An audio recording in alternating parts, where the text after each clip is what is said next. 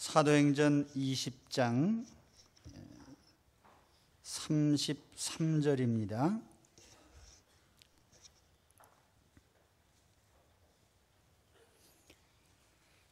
(35절까지) 봉독하겠습니다. 내가 아무의 은이나 금이나 의복을 탐하지 아니하였고 여러분이 아는 바와 같이 이 손으로 나와 내 동행들이 쓰는 것을 충당하여 범사에 여러분에게 모본을 보여준 바와 같이 수고하여 약한 사람들을 돕고 또 주 예수께서 친히 말씀하신 바 주는 것이 받는 것보다 복이 있다 하심을 기억하여야 할지니라.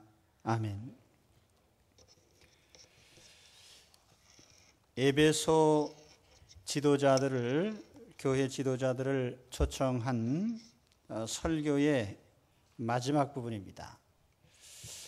결론이라고도 할 수 있는데 이 부분에서 사도 바울은 물질에 대한 얘기를 합니다. 어떻게 보면은 이 물질과 영혼의 관계에서 우리는 항상 영적인 것을 중심으로 합니다마는 물질적인 것이 그 영혼의 삶에 크게 영향을 끼친다는 것을 알 수가 있어요. 그래서 어떤 면에서는 가장 영적인 설교의 마지막 부분에는 물질적인 얘기를 했는가? 그 물질이라는 것이 우리의 영혼에 지대한 영향이 있기 때문에 우리가 바른 물질관을 갖지 않으면은 교회의 바른 일꾼이 될 수가 없습니다. 그런 면에서 보면은 바울의 이 마지막 결론 부분은 물질적인 얘기이면서 지극히 영적이다 이렇게 볼 수도 있어요. 우리가 물질을 잘 다스려야 그것이 영적인 사람이 되는 겁니다. 많은 신령하다는 사람이 오히려 물질 문제 때문에 발목이 잡히고 올무에 걸리는 것을 우리는 많이 보게 됩니다. 바울은 여기서 세 가지 주제를 말씀을 하는데 제가 오늘 그 세 가지를 말씀을 드리려고 합니다. 첫째는 무욕을 버려라 하는 말씀이에요. 탐심을 버려라. 33절에 보면 내가 아무의 은이나 금이나 의복을 탐하지 아니하였다. 여기 은이나 금이나 의복은 성경시대에서 가장 중요한 재산 목록입니다. 아간도 전리품 중에서 보면은 의복, 은덩어리, 금덩어리를 탐하여서 결국 파멸했죠. 또 그런가 하면 엘리사의 종 게하시도 보면은 나아만 장군이 방문했을 적에 엘리사 선생님이 원하지 않는 재물을 요청을 해서 자기가 사취한 것을 볼 수가 있습니다. 거기에도 보면은 의복과 은 2달란트가 나와요. 이 재물은 보는 사람으로 하여금 소유욕을 갖게 합니다. 아합은 한 나라의 왕으로서 의식주에 부족한 것이 없이 넘침에도 불구하고 자기 신하의 그 포도원 하나가 탐이 나서 사람을 죽이고 빼앗는 모습을 볼 수가 있습니다. 요즘으로 말하면 부동산 욕심이죠. 다윗은 한 나라의 왕으로 왕비들을 거느리고 많은 여인들을 소유했음에도 불구하고 밧세바를 탐냄으로 남의 아내를 탐냄으로써 폐륜에 빠지고 또 살인죄를 짓고 하나님께 징계를 받습니다. 요즘도 우리가 세상에서 이 탐욕이라는 것이 어떤 물질이 있을 때 우리는 욕심이 따라간다는 것, 이걸 우리가 알고 있어야 돼요. 요즘 금융시대이기 때문에 특히 돈 다루는 분들은 조심하셔야 됩니다. 내가 한 번만 거짓말을 하거나 사기를 치면은, 도적질을 하면은 평생 받고 살 수 있겠다, 이런 생각을 하면은 큰일 나요. 탐심을 물리치는 것은 성도들에게 아주 중요한 영적 싸움입니다. 아담과 하와에게 마귀가 다가와서 사용한 것이 무엇입니까? 눈으로 보이는 물질을 보고 욕심을 가지게 한 거예요. 성경 10계명에 보면 제1계명에 하나님 외에 다른 신을 섬기지 말라는 제1의 계명이 있고 제일 마지막에 10번째 계명은 이웃의 것을 탐하지 말아라. 이 탐심을 금하는 이것이 10번째 계명이에요. 그런데 사실 이 10번째 계명은 야구 선수로 치면 9번 타자와 같습니다. 그래서 1, 2, 3, 4, 5, 6, 7, 8, 9가 있지만은 마지막 10번째 계명이 다 걸려 넘어지게 만들어요. 탐심이 있으면 하나님을 섬기지 못하게 합니다. 탐심이 있으면 우상 숭배에 빠집니다. 탐심이 있으면 부모를 섬기지 않습니다. 탐심으로 말미암아 살인하고 간음하고 도적질하고 거짓말하게 합니다. 그렇기 때문에 이 탐심은 사도 바울은 그랬어요. 탐심은 우상 숭배다. 영적으로 가장 나쁜 것이다. 그러므로 땅에 있는 지체를 죽이라. 곧 음란과 부정과 사욕과 악한 정욕과 탐심이니 탐심은 우상 숭배니라. 바울은 탐심과 싸워 이겼고 그래서 그런 전도자로서 성공하고 목회자로서 성공할 수 있었습니다. 오늘 여러분 물질의 탐심에서 벗어나시기 바랍니다. 주님께서 어떤 사람이 찾아와서 형제 재산의 상속 문제로 다툴 때에 그가 주님에게 도움을 요청했습니다. 그랬더니 주님이 하신 말씀이 뭐예요? 저희에게 이르시되 삼가 모든 탐심을 물리치라. 사람의 생명이 그 소유에 넉넉한 데 있지 아니하니라. 탐심을 물리쳐라. 탐심의 속성을 우리가 알아야 됩니다. 탐심이나 소유욕은 사실상 백해무익한 존재입니다. 탐심이라는 것은 있어서 이로울 게 하나도 없어요. 탐심을 가지면 자신에게 해롭고 남에게 해롭습니다. 탐심은 마음의 평안을 뺏어갑니다. 기쁨을 뺏어갑니다. 행복을 뺏어갑니다. 탐심을 품을 때에 인간관계가 깨지고 만족이 사라집니다. 그래서 이 탐심이라는 것은 우리에게 전혀 유익하지 않은 감정이에요. 사람이 소유하면 소유할수록 만족이 있어야 되는데 차라리 아무것도 안 가질 때는 욕심이 없는데 뭔가 하나 손에 쥐게 되면 그 다음부터는 더 가지려는 욕망이 우리를 지배합니다. 그러니까 저도 옛날에 그랬어요. 내가 15평짜리 집에서 7 식구가 살 때에는 야, 참 집 좋다. 그리고 그때 소망이 뭐냐면 식구가 많으니까 방 한 칸만 더 있으면 난 지상 낙원이 되겠다. 그런데 방 한 칸 더 늘어나니까 어떻습니까? 이제는 더운 물 찬물이 좀 나와야 되겠다. 그리고 조금 더 지나니까 이 낡은 집에 이게 얼마나 불편하냐. 최신 시설을 갖춘 집으로 이사해야지. 그러니까 점점 가질수록 더 가지려고 해요. 차라리 아무것도 없을 때는 괜찮았는데. 그래서 제가 그런 말을 생각해냈습니다. 이 만족 체감의 법칙이다. 누가 만들었냐면 제가 만들었어요. 만족이라는 것은 어느 하나를 가졌을 때 이게 물질적 소유로서 만족을 얻는 것은 처음에는 좀 만족한 것 같은데 소유할수록 감각이 없어져요. 많이 소유할수록 감각이 없어집니다. 만족감이 없어져요. 세상을 다 소유해도 만족이 없는 것이 탐심입니다. 스올과 아바도는 만족함이 없고 사람의 눈도 만족함이 없느니라. 은을 사랑하는 자는 은으로 만족함이 없고 풍부를 사랑하는 자는 소득으로 만족함이 없나니 이것도 헛되도다. 바울은 만족하는 마음을 가졌어요. 어떻게 그랬습니까? 오직 주님 한 분만으로. 오직 주님 한 분만으로. 그래서 그는 부모님이 가진 상속권을 포기했어요.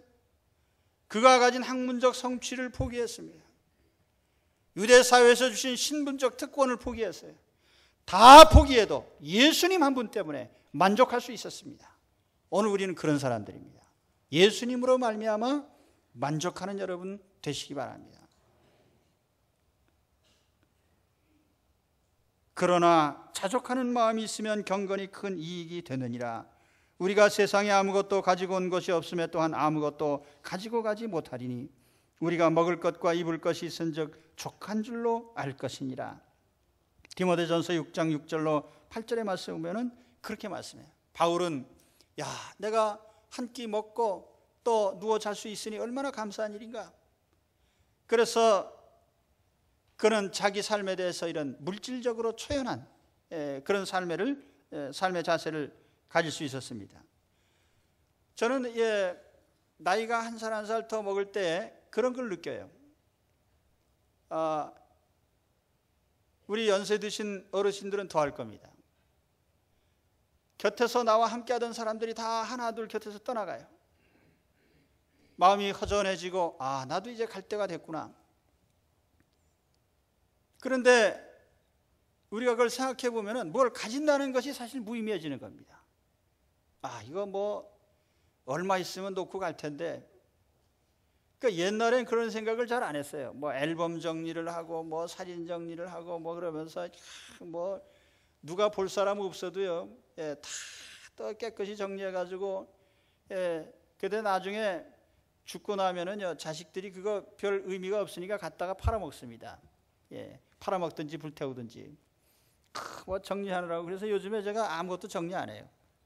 하나님이 부르시면 아무 때나 가야지.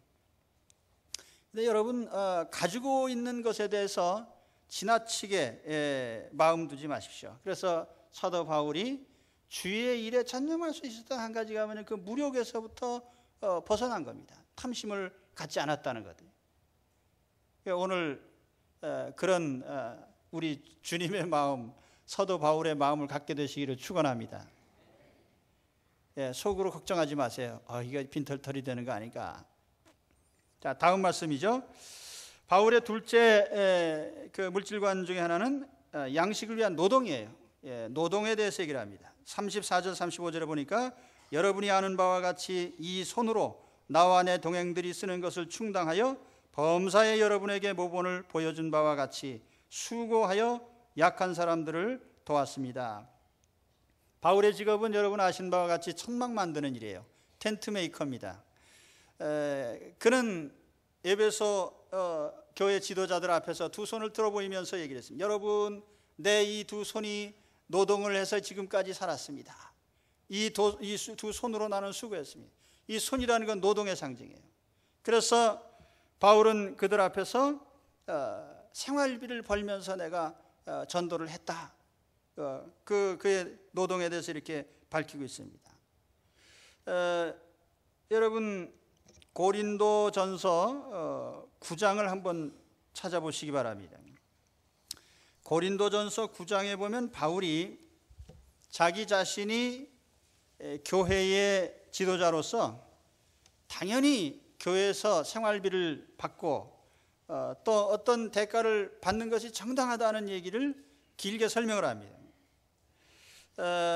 9장 4절에 보면은 우리가 먹고 마실 권리가 없겠느냐, 이 생활비 지원을 받을 권리가 있다. 이제 목회자로서 그렇게 얘기를 하는 겁니다. 우리가 다른 사도들과 주의 형제들과 게바와 같이 믿음에 자매된 아내를 데리고 다닐 권리가 없겠느냐. 아내를 데리고 다닐 권리라는 건 결혼할 권리를 말하는 거예요. 또 우리가 다른 사도들과 누가 자기 비용으로 군복무를 하겠느냐. 군복무하는 사람이 자기가 벌어서 하는 경우는 없다. 누가 포도를 심고 그 실과를 먹지 않겠느냐. 누가 그 양떼를 기르고 양떼의 젖을 먹지 않겠느냐. 내가 사람의 예대로 이것을 말하느냐. 율법도 이것을 말하지 아니하느냐. 모세의 율법에 곡식을 밟았다는 소에게 망을 씌우지 말라 기록하였으니 하나님께서 어찌 소들을 위한 염려하심이냐. 이게 전혀 소를 위한 계명이 아니라 이거는 주의 일을 하는 사람이 성전에서 당연히 먹는 것이 옳다. 그렇게 말한 것입니다. 그리고 11절에 가서 보면은 우리가 너희에게 신령한 것을 뿌렸은즉 너희 육신의 것을 거두기로 과하다 하겠느냐. 신령한 것을 뿌렸다는 말은 영적인 양식인 하나님 말씀을 주었다는 거죠. 그리고 이제 육신의 양식인 생활비 지원을 받는 것이 영적인 것을 주고 물질적인 것을 받는 것이 그 뭐가 과하겠느냐. 당연하다 그런 말이죠. 여기까지 바울이 쭉 얘기한 바는 뭐냐면, 나도 교회에서 당연히 생활비 지원도 받고 모든 것을 지원받을 권리가 있다. 그러나 바울이 여기서 강조한 건 뭐냐면, 그러나 뒤에 가서 보면 오히려 그러나 내가 이것을 하나도 쓰지 아니하고 또 이 말을 쓰는 것은 내게 이같이 하여 달라는 것이 아니라 나는 차라리 죽을지언정 내가 이렇게 달라 소리 안 하겠다. 그럼 이제 바울은 여기서 무엇을 말하는 것입니까? 당연한 권리임에도 불구하고 자기는 그것을 주장하지 않고 오히려 자기 손으로 노동을 하면서 생활비를 벌었다 이거예요. 여기에는 노동에 대한 가치, 또 바울이 이 근로를 통해서 생활을 하는 것에 하나의 본을 보인 것입니다. 세상 사람들이 바라는 바가 무엇입니까? 요즘 젊은이들이 기대하고 바라는 게 뭐겠습니까? 이 화폐경제, 금융경제 시대에 사는 사람들이 뭐든지 돈으로 생각을 해요. 그러다 보니까 돈만 있으면 편하게 살 줄 알고 그저 꿈에도 소원이면 한꺼번에 떼돈 버는 겁니다. 그래서 뭐 운동을 하는 사람이든 뭐 연예인이든 다 그거 연예인 좋아하는 이유가 뭐예요? 그 중에 하나가 이 젊은 아이들이 볼 때 이거 한꺼번에 잘 되면은 그냥 한꺼번에 떼돈을 번다 이거예요. 아마 연예인만 되면 다 거지 된다 그러면 아무도 안 할 거예요. 근데 사실은 모든 사람이 그런 생각을 가지고 있어요. 내가 이게 일생의 어느 한순간이라도 한꺼번에 떼돈을 벌어서 평생 누워서 먹고 살 수 있는 방법은 없을까? 젊어서 한때 돈 왕창 벌어가지고 노후에는 그냥 슬슬 그냥 놀면서 먹고 사는 방법은 없을까? 근데 그건 도적놈의 심보입니다. 그리고 하나님이 기뻐하시지 않는 거예요. 하나님은 아담에게 명령하셨어요. 창세기 3장 19절에 보면은 그 이전에 개정판 성경하고 이전에 개역 한글판 성경하고 개역 개정판 성경하고 약간 번역이 다릅니다.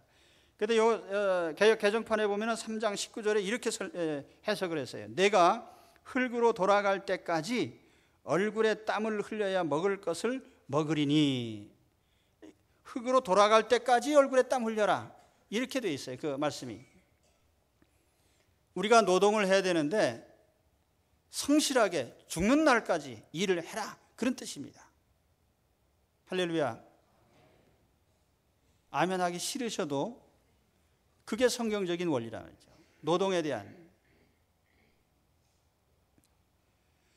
바울은 데살로니가 교인들에게 데살로니가전서 4장 11절 또 데살로니가후서 3장 10절에 이런 말씀을 했습니다. 또 너희에게 명한 것 같이 종용하여 조용하여 자기 일을 하고 너의 손으로 일하기를 힘써라. 우리가 너희와 함께 있을 때에도 너희에게 명하기를 누구든지 일하기 싫어하거든 먹지도 말게 하라. 아, 일하기 싫어? 그럼 먹지도 마라. 일하라는 얘기죠. 당시 데살로니가 교인들이 어떤 처지에 있었습니까? 아, 세상 종말이 옵니다. 주님이 곧 옵니다. 그러면서 직업적인 일도 포기하고 다 두 손 놓고 있는 거예요. 그런데 성경에 보면은 주님이 오시는 순간까지 일하고 있는 것이 정상이지, 주님 오시는 날이 가까웠다고 해서 일손을 놓는 것은 바른 성도들의 자세가 아닙니다. 그러니까 우리 그리스도인들은 항상 이 노동에 대해서, 여러분 그래요. 어떤 분들을 보면 그렇습니다. 왜 다른 사람은 쉽게 사는 것 같은데 나는 이렇게 힘들게 일을 해야 되나? 그런데 그것이 하나님의 뜻인 줄 알고 감사하시기 바랍니다. 가만히 누워서 먹고 사는 게 그게 좋은 일이 아니에요. 그거는 하나님 뜻이 아니에요. 바울은 노동을 하면서 또 한 가지를 얘기를 합니다. 하나는 생계에 대한 책임을 지겠다는 것이고, 또 하나는 자선의 목적이에요. 그래서 35절 하반절에 보니까 범사에 여러분에게 모본을 보여준 바와 같이 수고하여 약한 사람들을 도왔습니다. 내가 수고해서 약한 사람들을 도왔어요. 자선사업을 할 때 물론 남의 돈 빌려가지고 자선사업 할 수도 있지만은 가장 바람직한 것은 우리 모든 사람들이 자기가 수고한 소득을 가지고 남을 도와주는 것이 가장 바람직한 것입니다. 그래서 에베소 4장 28절 말씀에 보면 도적질하는 자는 다시 도적질하지 말고 돌이켜 빈궁한 자에게 구제할 것이 있기 위하여 제 손으로 수고하여 선한 일을 해라. 도적질해서 뭘 할 생각하지 말고 네 손으로 수고를 해서 노동을 해서 얻은 대가를 가지고 남을 도와라, 이런 얘기입니다. 할렐루야. 여러분, 나 하나 먹고 산다고 하면은 뭐 일본 사람들처럼 뭐 프리터족이 되든 무슨 족이 되든 무슨 상관이 있어요? 나 하나 먹고 살기 위해서 사는 게 아니에요. 나 하나 먹고 살기 위해서 노동하는 거 아니에요.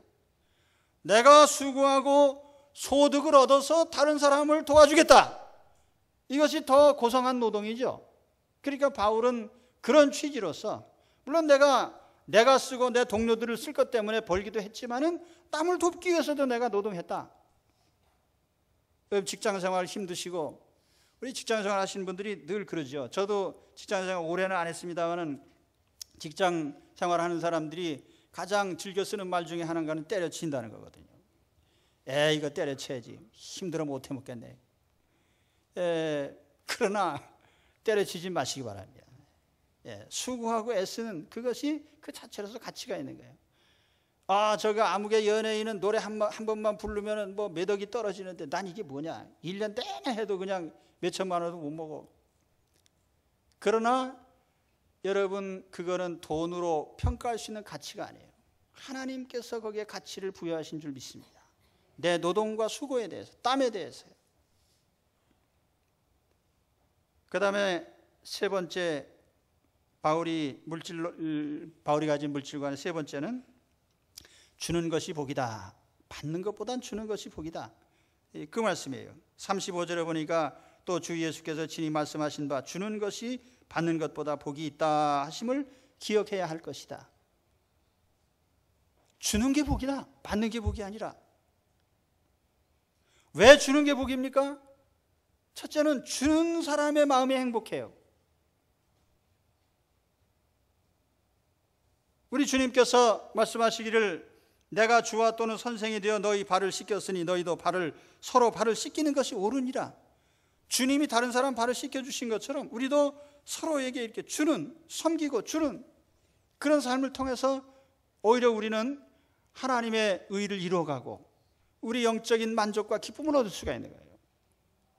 삭개오가 주님을 만났을 때 누가복음 19장 6절에 보니까 급히 내려와 즐거워하며 영접했다. 이 즐거워했다는 표현이 특별히 나옵니다. 아마 그 전에 삭개오는 큰 즐거움이 없었을 거예요. 그런데 주님을 만나면서 마음에 생겨난 것이 뭐냐면 그의 마음을 열고 이제는 풀어놓는, 주는 마음이 생긴 거예요. 집에 손님을 초청해서 대접을 하고 또 삭개오가 뭐라고 말을 했습니까? 내 재산의 절반을 나눠주겠습니다. 내가 누구에게 뺏은 거 있으면 4배로 갚겠습니다. 이제 주겠다는 그런 생각을 하는 거예요. 그러면서 즐거워하고 기뻐해요. 받을 것만을 집착하면 우리 마음이 우울증에 빠져요. 혹시 여러분 가운데 우울증에 걸린 분이 계시면은 내 심보가 좀 사나워서 그렇지 않은가, 이렇게 한번 자기를 돌아보시기 바랍니다. 내가 누구한테도 받을 거 있고 이거 누구한테도 받을 거 있는데 왜 안 주나? 왜 나만 빼놨는가? 왜 남들은 다 갖췄는데 난 안 되는가? 그래서 이런 비교의식 속에서 자꾸 박탈감에 빠지게 되면 자꾸 눈에 보이는 것이 내가 누구한테 뭐 받을 거 없나?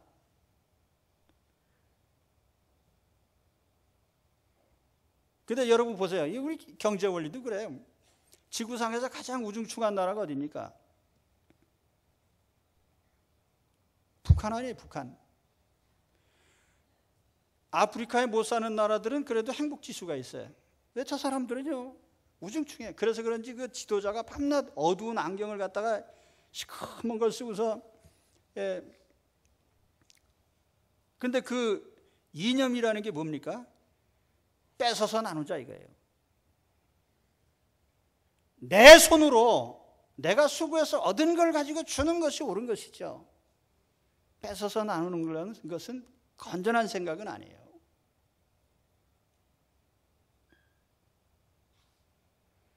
그렇게 되면 전 국민이 우울증에 걸립니다. 여러분, 오늘 내 주변 사람들이 내게 뭐 달라고 합니까? 내가 형제들보다 좀 살기가 나아서 내게 손 벌리는 사람들이 있습니까? 싫어하지 말고 주시기 바랍니다. 줄 수 있는 것이 행복입니다. 누구에게든지 준다는 것은 행복한 거예요. 내가 자식에게나 부모님께나 이웃에게나 뭔가 줄 수 있다면 그건 얼마나 행복한 것입니까? 돈을 줄 수 있고 명예를 줄 수 있고 사랑을 줄 수 있고 지혜를 줄 수 있고 줄 수 있는 것이 있다면 얼마든지 주시기 바랍니다. 주는 것이 행복한 거예요.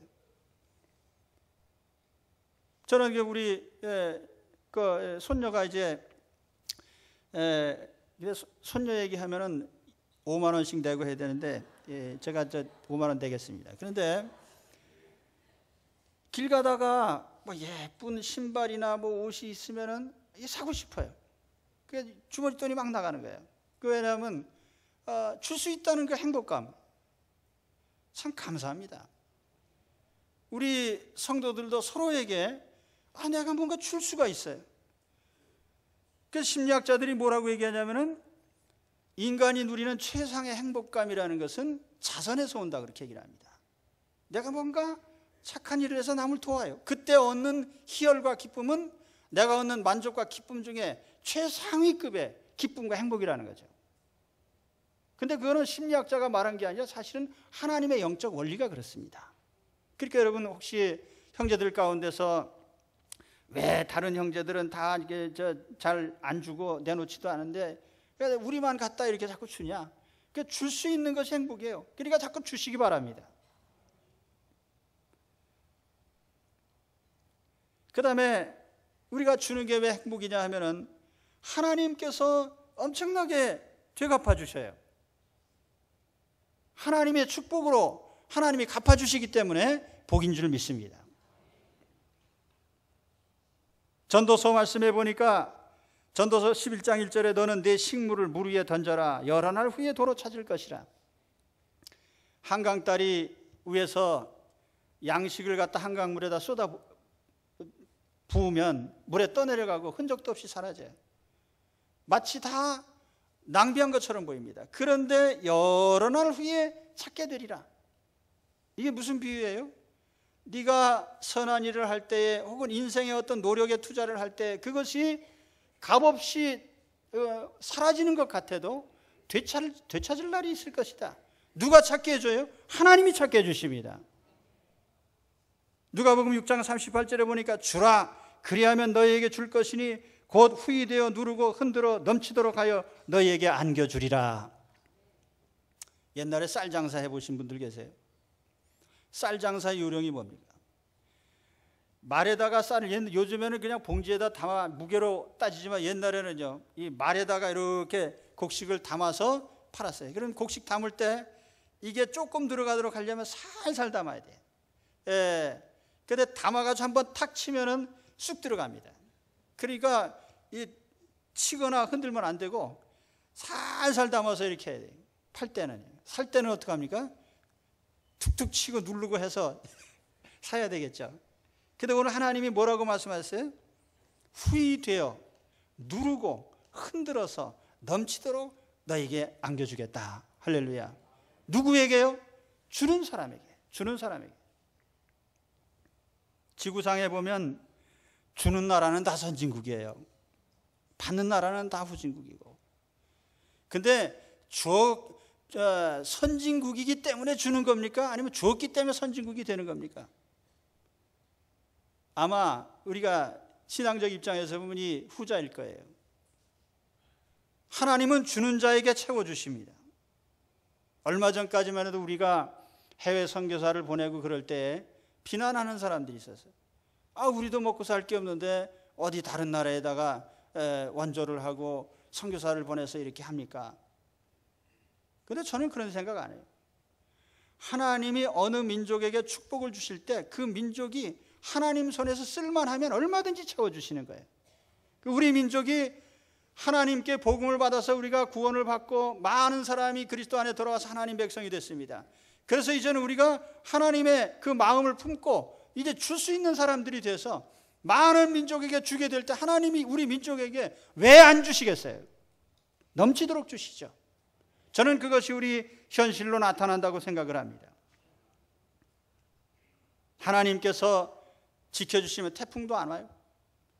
하나님께서 지켜주시면 경제 위기 가운데, 많은 분들이 그렇게 얘기를 합니다. 경제 위기 가운데 선진국들도 그 극복하기 힘든 것을 대한민국은 어떻게 극복을 빨리 했는가? 저는 경제학자가 아니니까 이론적인 건 잘 모르겠고, 아마 경제학자라도 그 원인을 찾아내라면 잘 못 찾아낼 거예요. 저는 아주 쉽게 알 수가 있어요. 하나님께서 도와주신 것입니다. 하나님께서. 이 민족이 쓸모가 있기 때문에. G20의 의장국이 되는데 그것도 쉬운 일 아니잖아요. 얼마나 그 잘난 나라들이 서로가 헤게모니를 잡으려고 애를 쓰는데 거기 의장이 됐. 하나님께서 너희들 한번 해볼래? 해봐라. 원자력 발전소를 건설하도록 수주를 하고 경쟁을 하는 가운데 우리가 이길 수 있었다. 그렇습니다. 동계올림픽에서 우리가 참 그 어려운 형편에서도, 근데 가만히 보면 하나하나가 드라마예요. 저 1등 할 수 없는데 어떻게 1등을 했을까? 의뢰껏 따라다니는 게 뭐예요? 기적과 같은 역사가 일어났다. 기적은 인간적인 용어고요. 하나님의 섭리인 줄 믿습니다. 그러니까 하나님께서 우리에게 주시는 바. 그래서 우리가 처음 나갈 때에는 해외에 선교사님들이나 또는 자원봉사단을 보내면 뭐라고 했지만 지금 국가에서 코이카 해외 협력단을 만들어서 보내고 있잖아요. 하나님은 주는 자에게 더 주십니다. 그래서 우리가 주는 것이 복이에요. 그리고 마지막으로 주는으로써, 주는 자가 왜 복인가? 줌으로써 영혼 구원을 하게 돼. 사도행전의 전체적인 문맥이 무엇입니까?